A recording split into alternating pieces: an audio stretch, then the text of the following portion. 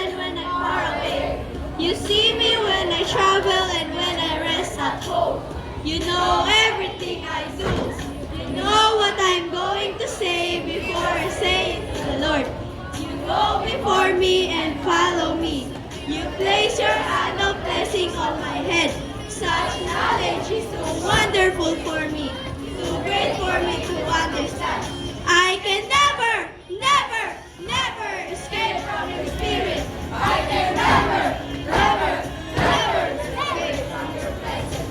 If I go up to the heaven, you are there. If I go down to the grave, you are there. If I ride the wings of the morning, if I dwell by the farthest ocean, even there your hand will guide me, and your strength will support me.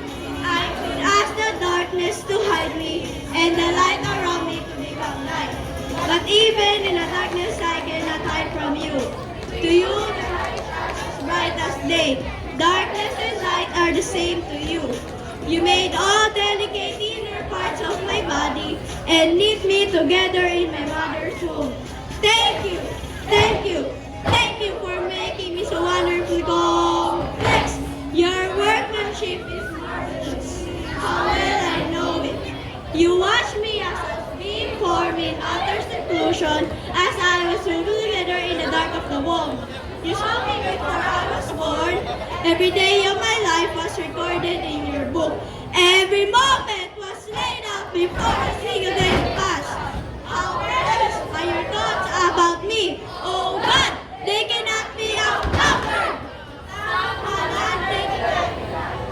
Wow! Thank you so much, Team 1 or the Enchanting